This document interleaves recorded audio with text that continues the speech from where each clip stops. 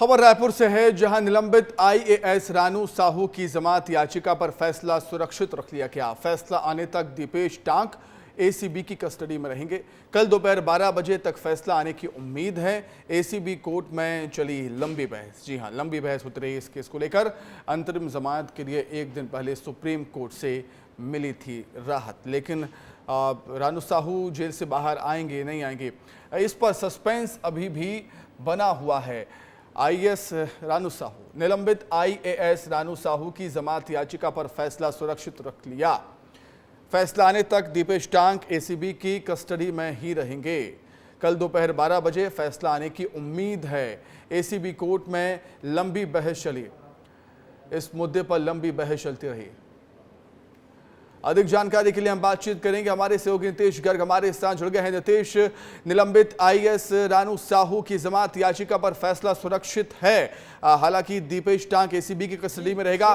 कल दोपहर 12 बजे फैसला आने की उम्मीद। बेहद महत्वपूर्ण अहम दिन हम कहेंगे कल का। सुमित, जानकारी को थोड़ा करेक्ट करिएगा। एसीबी की कस्टडी में अभी दीपेश टांक नहीं रहेंगे। थोड़ी ही देर बाद केंद्रीय जेल रायपुर से दीपेश टांक को छोड़ा जाएगा। क्यों?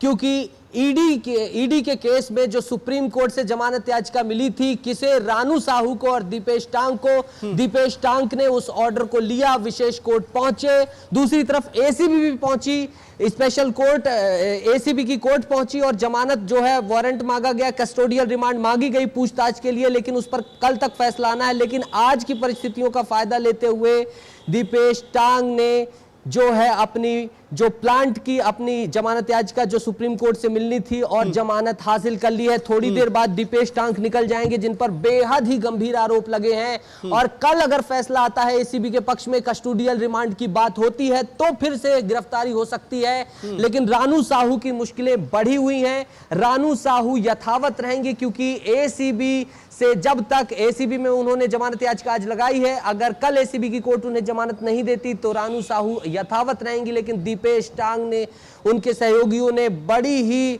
जो है कहें दिमाग से, जो कल का फैसला था, आज एक तरफ एसीबी की कोर्ट में बहस चल रही थी उनकी कस्टोडियल रिमांड के लिए, दूसरी तरफ विशेष कोर्ट में स्पेशल बेंच में उन्होंने अपनी जमानत याचिका लगाई और जो अपनी जमानत मिल गई थी उस जमानत याचिका को प्लांट किया और जमानत हासिल करते हुए थोड़ी ही देर बाद इसी जेल से बाहर जाने वाले हैं। केंद्रीय जेल रायपुर, जो कि आज पूरे दिन चर्चा में रहा अपने किसी दूसरे केस को लेकर, सबसे पहले सबसे तेज विस्तार न्यूज बता रहा है।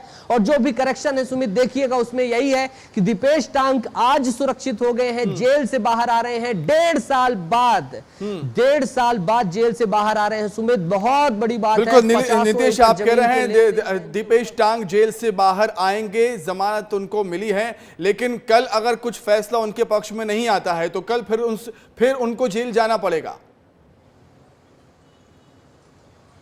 सुमित, सीधी सी बात यह है कि ईडी, एक केस ईडी का है, दूसरा एसीबी का केस है, ईओडब्ल्यू का है। ईडी के केस में सुप्रीम कोर्ट से जमानत मिल गई है, रानू साहू को भी, दीपेश टांक को भी।